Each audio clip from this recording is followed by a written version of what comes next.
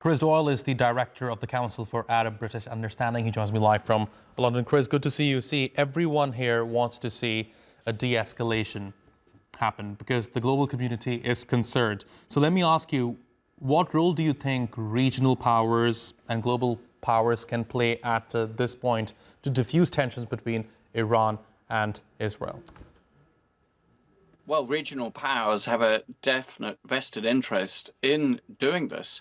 And I think it means putting pressure on Washington. It means putting pressure on major European powers to act in concert to send a very strong message, both to Israel and to Iran, that it is in their interests to draw this horrific escalation to a close and get back to the negotiating table, because that is the only way that we are going to get a solution out of this. However, what we are seeing very clearly is the opposite.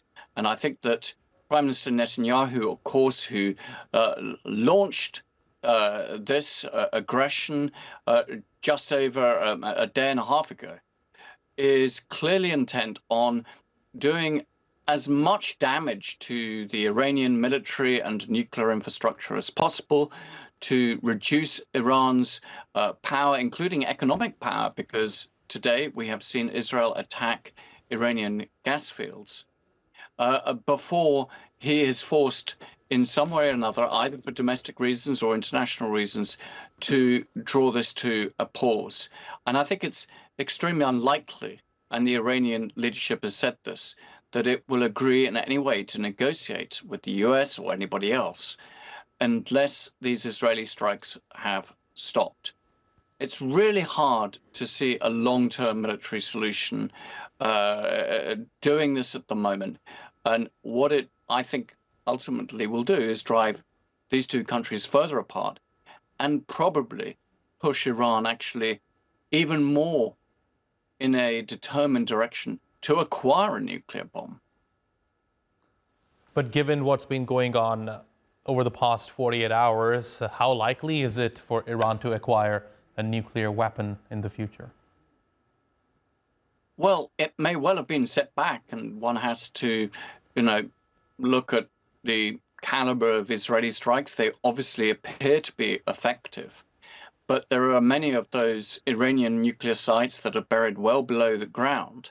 And we know that in the Israeli arsenal, at least, the bunker-busting bombs that they have may well not go deep enough down. And it's only the Americans who could actually take out some of these facilities.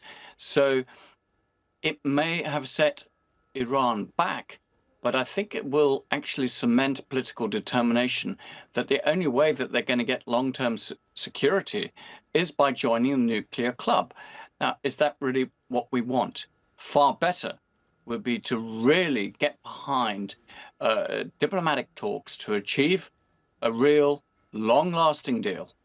And then also, not just to deal with the nuclear file, but eventually also some form of arrangement between Israel and Iran where the two countries can live in the same region and not be at each other's throats. These are two countries that have undermined regional security. They are both rogue actors.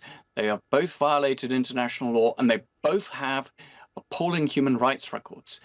And it's absolutely essential that we draw this to a close as soon as possible, because it can escalate and other actors can be brought in, and then there won't be the option of some sort of diplomatic path to cool this down.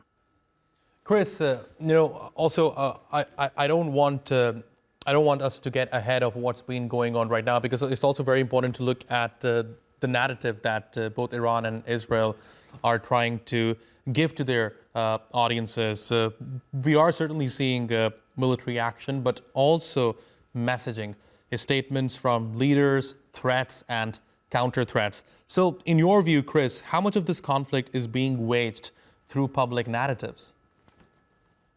Well, it's very important. And actually, I think, first of all, and actually this applies to both, they're messaging their own publics first and foremost, even more than the outside world. The Iranian regime wants to convinced, it's public, that it is controlled, it's able to handle this, that it's able to also inflict a penalty on Israel for what it's done. And of course, Netanyahu is very keen to say that this is the historic opportunity, that he had no choice, that he will be able to, through the Israeli military, really degrade Iranian nuclear ambitions. And of course, there'll be elements of reassurance. Obviously, Israelis have been going to their shelters. They're the ones, the Israeli Jewish community are lucky enough to have those shelters. Palestinians in the occupied Palestinian territory don't. So there'll be a degree of reassurance. Israel will also be obviously trying to make sure that it retains a degree of support from its major allies. It won't want a falling out with the Trump administration. But Iran will also be trying to garner regional support, international support. Both countries will be and are playing the victim card, that they are the victim. Iran, because Israel launched this aggression, certainly in my view, in violation of international law, and Israel, because it believes and it claims that Iran has intentions to destroy it. That's the purpose of its nuclear program, and that this was a war of no choice. Chris, if you look at the messaging, or perhaps the way Iran has been perceived in the international community over the past few decades, I think it's fair to say that there has been an effort, especially from countries like Israel, to isolate Iran. But what we saw happen in the past 24 hours is condemnation coming against Israeli attacks on Iran, which perhaps goes to show that maybe Israel is miscalculated this aspect of the situation. Maybe Iran is not as isolated as Israel would like to think so. Well, I think first and foremost, Israel is very isolated. If you remember, just before it launched these strikes, there was a massive vote at the UN General Assembly, even more so than usual, condemning what Israel has been doing in Gaza, that the genocide in Gaza has further undermined Israeli credibility in the international arena.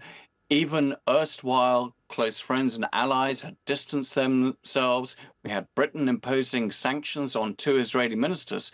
So Israel was pretty isolated before this happens. And indeed, there's a very strong argument to suggest that in part, the timing of these Israeli strikes, as determined by Netanyahu, wasn't because of that.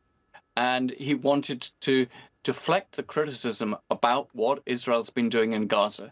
So all of this, these are all part of the permutations and considerations that have been going on.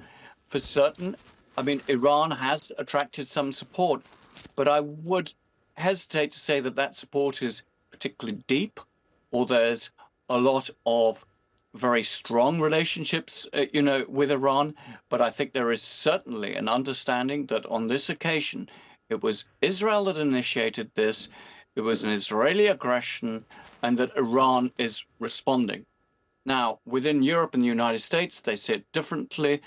But even there, you're not getting this sort of 100% support for Israel that might have been the case in the past, where they say we stand with Israel or all of this. It's more, yes, Israel has a right to defend itself, but we want to see a de-escalation. We want to see an end to this. So Netanyahu has not got that sort of normal level of support that he might have expected, including even from the United States. Chris, how is this confrontation, how is this going to reshape regional alliances, particularly among Arab states, which normalize ties with Israel? Well, much will depend what happens in the coming days and weeks, of course. One thing I think that will alarm many in the region was the strike, as I mentioned earlier, on the gas field, because Iran now will respond to that, and it does have the option of attempting, for example, to disrupt oil and gas supplies to the rest of the world through, for example, closing the Straits of Hormuz. I think the counter to that argument would be that really would be endangering, suckering the United States into this conflict. Iran will want to keep the US out of this. They will not try to get the US involved. Well, of course, it might be in the Israeli interest to bring the United States directly into this. So it becomes a more direct partner in what's going on, because it would be then getting the world's most powerful military to do some of the heavy lifting, which at the moment the Israeli armed forces are doing. And of course, it's the United States who has the major weaponry that could take out some of those Iranian facilities. All of this will be worrying, particularly Gulf states, I would suggest. Of course, they're very close. There will be worries about fallout as well. You know, in attacking nuclear facilities, it appears as yet this hasn't happened. But imagine if it was, that they could be suffering from that. So yes, it's an anxious region, and they'll all be desperate to see some form of real de-escalation and a diplomatic process as quickly as possible. Chris Doyle, thanks very much for joining me here on TR2 World. I really appreciate your taking out the time.